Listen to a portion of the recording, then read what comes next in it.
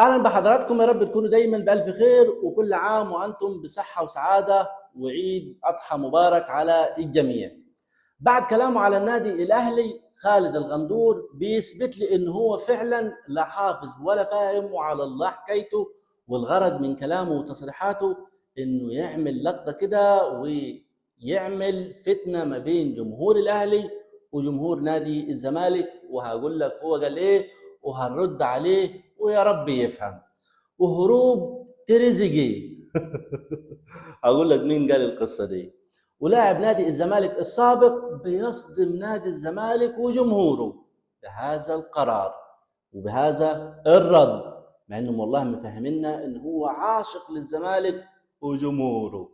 قبل ما ندخل على التفاصيل، اتمنى من حضراتكم اللايك للفيديو والاشتراك في القناه. وخلينا نبدا عند خالد الغندور. زي ما قلت لحضراتكم، انا دايما مقتنع انه خالد الغندور، ومش بس خالد الغندور، لا، معظم الزملكاويه اللي بيطلعوا في الاعلام سواء ضيوف او مقدمين برامج بيكونوا في كلامهم عن النادي الاهلي لا حافظين ولا فاهمين. ولكن خالد الغندور بالذات عشان دايما بيحسسنا ان هو راجل يعني فاهم، وراجل اللي هو بيعرف يحاور ويعرف ان هو يعمل مناظره كده بينه وبين اي واحد اهلاوي. ولكن هو والله على الله حكايته وفاضي خالص، يعني ما عندوش اي شيء.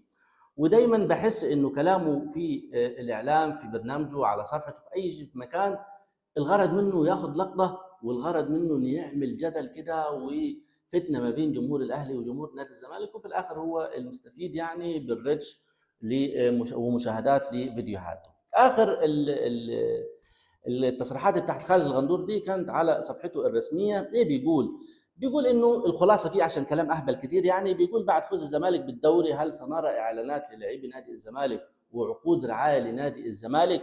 وختم البوست بتاعه بيقول انه الاعلانات بتروح لنادي واحد في مصر، وده ما بيحصلش في اي حته ثاني في العالم. يعني ايه الخلاصه في كلامه؟ يعني انه بعد فوز الزمالك هل هنشوف عقود رعايه للاعبي الزمالك وعقود رعايه لنادي الزمالك، وانه كل الاعلانات وكل العقود الرعايه بتروح للنادي الاهلي ولاعبي النادي الاهلي. طبعا هو لا حافظ ولا فاهم. وهنا عايز اسال خالد الغندور سؤال: هل الاعلانات او الشركات الراعيه دي في حد بيأمرها ان لازم تروح للنادي الاهلي؟ لا، ما بيحصلش. الشركات الراعيه دي بتروح للنادي الاهلي باختيارها، لان عارفه ان النادي الاهلي ده براند، وهو افضل مكان ممكن يسوقوا فيه منتجهم، يعني بيروحوا بارادتهم. الموضوع ان الاعلانات دي بتروح للنادي الاهلي دي انتوا بتفهموه وعاوزين الكل يقتنع بكلامكم انه في حد بيوجه الشركات الراعيه دي انه لازم تروح للنادي الاهلي، وده غير صحيح.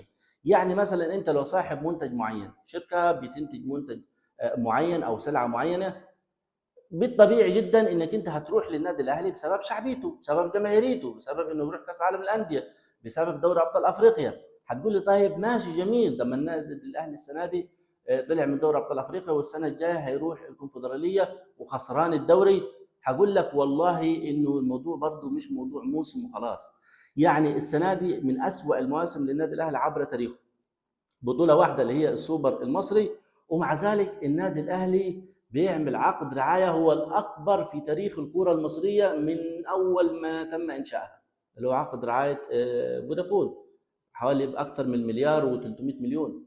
ومع ان شركه فودافون عارفه ان النادي الاهلي هيطلع ثالث، وعارفه ان النادي الاهلي بنسبه 99% هيلعب كونفدراليه، ومع ذلك اختارت النادي الاهلي وعرض اكبر من كده 10 اضعاف لاستاد النادي الاهلي. ليه؟ لان النادي الاهلي براند، هي مش موضوع فوز دوري وخلاص، لا. يعني ليستر سيتي في 2016 حقق معجزه، يعني ما حدش يتوقعها في العالم، ما كانش في واحد في العالم كله يتوقع انه من ليستر سيتي يكسب بطوله الدوري الانجليزي. فلما كسب الدوري الانجليزي، هل شفنا حد من لاعبي او مسؤولين نادي ليستر سيتي قال لك احنا عاوزين عقود رعايه واعلانات للاعبي فريقنا اكثر من مانشستر يونايتد صاحب الرقم القياسي في الدوري؟ لا، ما حصلش. ليه؟ لانهم عارفين حجمهم كويس، عارفين انه فوزهم بالدوري ده حدث استثنائي. نفس الكلام ده في نادي الزمالك، المفروض يبقوا عارفين ان هم فوزهم بالدوري ده حدث استثنائي بيحصل كل 10 سنين مره. ولكن لازم يقتنعوا كده، ولازم يعرفوا انه النادي الاهلي هو اللي براند.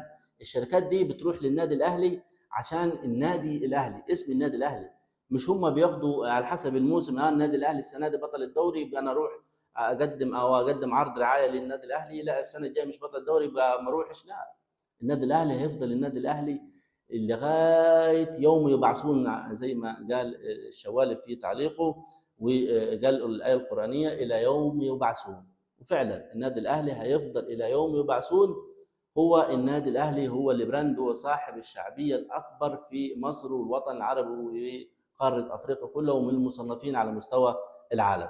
يا رب يكون المعلومه وصلت لك. وعايز اقول والله يا خالد الغندور، انت لو صاحب شركه وصاحب منتج معين هتروح تقدم عرض رعايه للنادي الاهلي، مش هتروح للنادي الزمالك. طيب روح لهروب تريزيجيه. ده كان فيديو لصحفي زملكاوي شادي عيسى. الصحفي الزملكاوي شادي عيسى اكد ان النادي الاهلي ان تريزيجيه عاوز يهرب من النادي الاهلي. يهرب ازاي؟ قال لك يهرب من خلال عقد احتراف ليه من الدوري القطري او الدوري الاماراتي. ليه عاوز يهرب من الدوري من النادي الاهلي يا شادي عيسى؟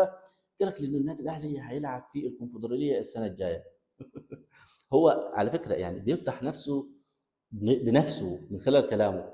يعني هو بيقول لك عشان النادي الاهلي هيلعب في الكونفدراليه، ما الكونفدراليه دي اللي انتوا قعدتوا عاملين سوان عزا 3 ايام بسبب ان انتوا خسرتوا النهائي قدام اتحاد العاصمه. المهم قال لك انه في عروض جايه لتريزيجيه ب 3.5 مليون دولار في الموسم، وتريزيجيه خلاص قرر ان هو يمشي من النادي الاهلي. عاوز اقول لك والله تريزيجيه لو كان عاوز موضوع الفلوس كان فضل في الدوري القطري زي ما هو في الريان القطري، لكن تريزيجيه ضحى بملايين عشان يجي النادي الاهلي. وعاوز اقول لك والله انه تريزيجيه هيعتزل في النادي الاهلي والموضوع انتهى خلاص. انا قادر يعني دلوقتي اقول لك والله انه مثلا يعني محمد شحاته عاوز يمشي من نادي الزمالك، عادي جدا اضرب اي خبر. انت دلوقتي بتقول من مصادر وبتاكد انه كمان عقد جلسه وطلب الرحيل. طب فين مصدرك؟ لا اصل دي كل واحد يقول معلومه دلوقتي النادي الاهلي يقول اصلا عندي مصادري الخاصه. مفيش حاجه اسمها مصادر الخاصه. اقول والله فلان هو اللي قال لي، هو اللي خدت منه المعلومه. لكن المصادر الخاصه دي ستاره اللي داري بيها كذبك عن النادي الاهلي. فانا دلوقتي قادر اعمل فيديو واقول لك والله هروب محمد شحاته، هروب حسام عبد المجيد، هروب الواد باريزه. وايه اقول لك والله مصدر في نادي الزمالك حصل واتقال والقصه والحكايه والروايه. سهله جدا، الموضوع بيجي سهل جدا، ولكن عادي يعني. عايز اختم مع حضراتكم بوست كده شفته او خبر يعني شفته ضحكني جدا والله، وعرفت انه فعلا الزملكاويه دول دايما عايشين في الوهم. والله العظيم بجد. الزملكاويه دايما كانوا يقولوا على فرجاني ساسي، لو حضرتك فاكرينه اللاعب التونسي اللي لعب فتره في نادي الزمالك، كان يقول لك اللي هي الوليه دي كانت عاوزه تبيع الحلقه بتاعها عشان يجدد الساسي. لما كان يقول لك ابيع لباسي عشان تجدد لساسي، يعني انا اسف في اللفظ يعني.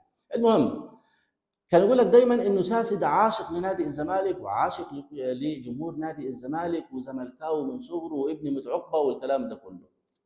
راح رفع عليهم قضيه بسبب مستحقات.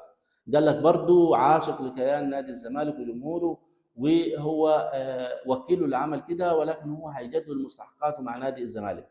في خبر نزل امبارح شفته بالليل بيأكد انه فرجاني ساسي رفض عرض نادي الزمالك جدولة مستحقات او تقسيط مستحقات، عاوزها كاش. مع انهم مفهميننا والله انه هو زملكاوي من صغره، من صغره. اه والله يعني كانه هو لسه قد كده كان في نادي الزمالك يعني. رفض. الوهم ده انت مش هتعرف تخرجه من عقول الزملكاويه. دايما يعني الواد باريزا يمسك التيشيرت ويبوس في كده، زملكاوي من صغره يا عم والله. هو الوكيل بتاعه مرسيه على القصه والروايه، وعارف ومفهمه ان جمهور الزمالك ده جمهور طيب، فبوس التيشيرت عشان تشال فوق الاكتاف. اونطه كله في اونطه، لكن جمهور الزمالك بيحب الاونطه دي، واللعيبه فاهمه ان الجمهور بيحب الاونطه دي، وها كلها ماشيه بالاونطه. الزمالك نفسه عايش بالاونطه. خلاص اتحركت النهارده، وعاوز اقول لحضراتكم مره ثانيه كل سنه وحضراتكم بالف خير وصحه وسعاده، وان شاء الله اجمعين السنه الجايه نكون على جبل عرفات. ربنا يعيد عليكم الايام بالف خير وصحه وسعاده. وما تنساش اللايك للفيديو والاشتراك في القناه، وكل عام وحضراتكم بخير.